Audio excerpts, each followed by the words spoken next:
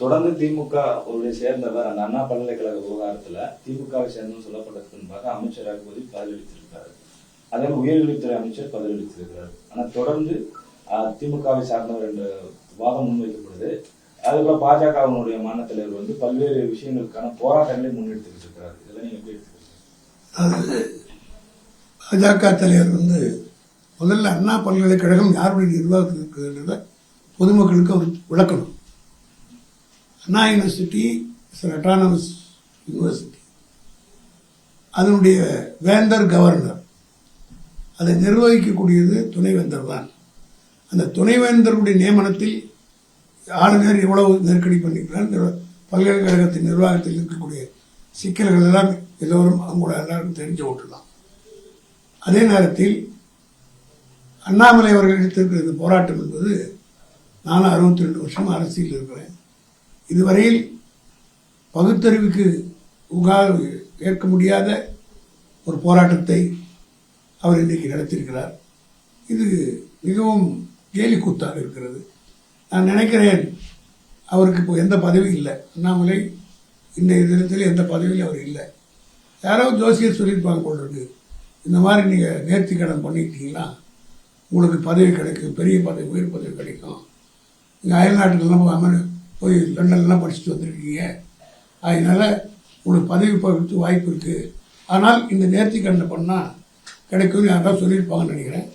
அதனால தான் பாஜக இருக்கிறவர்களே இந்த போராட்டத்தினுடைய முறையை ஏற்றுக்கொள்வார்களா என்பது எனக்கு தெரியவில்லை. அப்படி பண்ணுனா முதல்ல பொள்ளாச்சியில் நடக்கும்போது ஏன் அவருக்கு சவுக்கு இல்லையா? அப்போ சவுக்கு கிடைக்கலையா அவருக்கு? பொள்ளாச்சியில் நடந்த கொடுமை, கதற கதற குழந்தைங்கள்லாம் அழுதுது, அண்ணா என்னை விட்டுரு, அண்ணா விட்டு என்னை விட்டுடுன்னு சொல்லி எல்லாத்தையும் ஊடகங்கள் தான் வந்தது. அப்பொழுதெல்லாம் அண்ணாமலை எங்கே போயிருந்தார்? இந்த சம்பவத்தை நாங்கள் நியாயப்படுத்தவில்லை, ஆதரிக்கவில்லை. இது வன்மையாக கண்டிக்கக்கூடிய ஒரு சம்பவம் தான், துரதிருஷ்டவசமானது. ஆனால் காவல்துறை, அதாவது வந்து யூனிவர்சிட்டிக்குள்ளே என்ட்ரு ஆகுதுன்னா கூட வைஸ் சான்சலர் பழமெல்லாம் போக முடியாது. அது மட்டும் இல்லை, ரவுண்ட் தி கிளாக் அங்கே செக்யூரிட்டி இருப்பாங்க நல்லா. ஏன்னா பெரிய கேம்பஸ். நீங்கள் வேண்டுமானால் இது குறித்து ஊடகங்களை நான் பணிவோடு கேட்டுக்கொள்வது, யூனிவர்சிட்டியினுடைய நிர்வாகம் எப்படி நடக்கும்ன்றது பேட்டி நீங்கள் எடுத்து போட்டீங்கன்னா மக்களுக்கு அவேர்னஸ் இருக்கும். நிறைய செக்யூரிட்டி இருக்கணும். காரணம் என்னன்னா, உமன்ஸ் ஹாஸ்டல் இருக்குது, லேடிஸ் ஹாஸ்டல் இருக்குது, ஸ்டாஃப் குவார்ட்டர்ஸ் இருக்குது, இவ்வளவு இருக்குது. அப்துல் கலாமே ஒரு காலத்தில் அங்கே தான் தங்கியிருந்தார். அந்த அளவுக்கு இருக்கக்கூடியவர்கள் செக்யூரிட்டிலாம் இருக்கும். அந்த security people are appointed by the university authorities. அது மாதிரி எவ்வளோ பேர் செக்யூரிட்டி இருந்தாங்க, இந்த சம்பவம் நடக்கிற நேரத்தில் செக்யூரிட்டி என்ன இருந்தது, இதெல்லாம் இன்வெஸ்டிகேஷனில் வரும். அவசரப்பட்டு வேணால் காவல்துறை மீது உடனடியாக கேள்விப்பட்டவுடன் காவல்துறை, சென்னை மாநகரத்துடைய காவல் ஆணையர் உடனடியாக நடவடிக்கை எடுத்து, உடனடியே அவர் வந்த பிறகு இப்படி நடவடிக்கை எடுத்து, அப்படி தான் ஆம்ஸ்ட்ராங் விவகாரத்தை பெருசாகினார். இன்னைக்கு வெட்ட வெளிச்சமாக போட்டு காட்டிட்டாரு கமிஷனர், இந்த இன்வெஸ்டிகேஷனாக. அதே போல் இந்த நிகழ்ச்சி இப்போ தான் நடந்திருக்கு. உடனடியாக ஃபஸ்ட்டு யாரும் கோரிக்கை வச்சு கைது செய்யும் போராட்டம் நடத்தலை. உள்ளாட்சிக்காக போராட்டம் நடத்தினாங்க, அப்போ கூட யாரும் ஒன்று எடப்பாடி நடவடிக்கை எடுக்கலை. மிகப்பெரிய போராட்டம் நடத்து, மக்கள் போராட்டம் நடத்தினாங்க, அரசியல் கட்சிகள் சொல்லிச்சு, அப்போ கூட காதில் போட்டுக்கல. அந்த மாதிரி இருந்தாங்க. சம்பவம் நடந்து 1 மணி நேரத்துக்குள்ளாக அவரை பிடிச்சிட்டாங்க, அக்யூஸ்ட் அரெஸ்ட் பண்ணிட்டாங்க. இப்போ வந்து இன்வெஸ்டிகேஷன் போயிட்டு இருக்கு. இதை விட ஒரு அரசாங்கம் என்ன செய்ய முடியும்னு நினைக்கிறாங்க? அண்ணாமலை அரசியலுக்காக அவர் ஏதோ வேடிக்கை காட்டணும்னு போடுறாரு. இது ஒரு கேலி கூத்தா இருக்கு. எல்லா அரசியல் கட்சிகளும் முதுகில் அடிச்சுக்க முடியுமா? இப்போ அவருக்கு வயசு இருக்குது, அடிச்சுக்கிறாரு. எனக்கு 78 வயசு, நான் சவுக்கு எடுத்து அடிச்சுக்க முடியுமா? அவருக்கு ஏதோ சொல்லியிருப்பாங்க, நீங்கள் போய் எக்ஸசைஸ் பண்ணீங்கன்னா ஏதோ கிண்டலாக இருக்குது. பொலிட்டிக்கல் லீடர்ஸ்னால் அவங்களுக்குன்னு ஒரு மாதிரியான அறிக்கைகள் விடுவது, போராட்டங்கள் கலந்து கொள்வது எல்லாம் எல்லாம் எப்படி இருந்தது, இப்போது கேலி கூத்தாக ஆகிவிட்டது. இது பிஜேபியில் இருக்கிறவர்களே ஏற்றுக்க மாட்டாங்கன்றது என்னுடைய கருத்து. அப்படி பார்த்தா மணிப்பூருக்காக எவ்வளோ போராட்டம் நடத்தணும்? உத்தரப்பிரதேசத்தில் டெய்லி இதுக்கு நடத்திக்கிட்டு இருக்க வேண்டிய அவசியம் தானே? அன்றாட நிகழ்ச்சியாக நடக்குது உத்தரப்பிரதேசத்தில். ஆனால் தமிழ்நாட்டுக்கு இது வரக்கூடாது. நிப்பிட்டு இந்த பட் என்று சொல்வார்கள், அது போல உடனடியாக இதை தடுத்து நிறுத்தால் இன்னும் இரும்பு கரம் கொண்டு இந்த அரசாங்கம் நடவடிக்கை எடுக்கும், காவல்துறை எடுக்கும். இதனால் என்ன ஆக போகுதுன்னா, இனிமேல் யூனிவர்சிட்டிக்குள்ளே யாரும் நுழைய முடியாது, ரொம்ப ஸ்ட்ரிக்டாக இருக்க போகிறாங்க.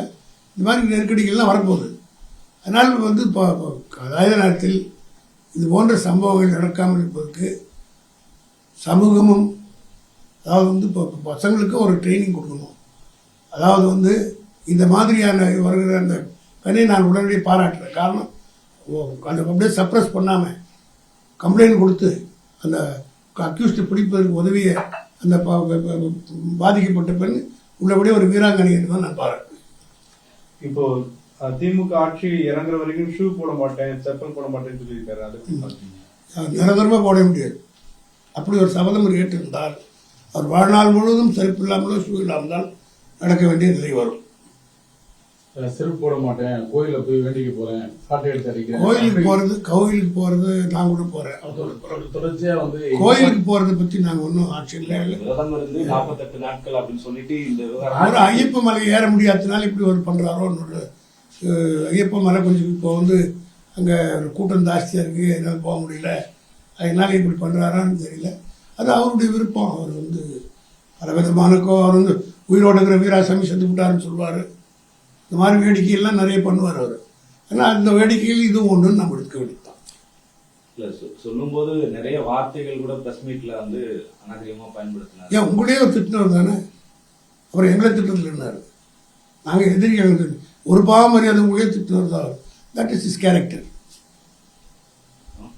பாஜக தலைவர் மாற்றப்பட போறாருன்னு ஒரு தகவல் பரவக்கூடிய நிலையில இந்த மாதிரி வேலைகள்லாம் செஞ்சு அதை தக்க வைக்க நினைக்கிறேன். அந்த வீட்டு விவகாரத்துக்குள்ள நான் தலையிட்டு வருவேன். அது அஃபென்ஸ் ஆகிடும், ட்ரெஸ்பாஸ் ஆகிடும். தேங்க்யூ.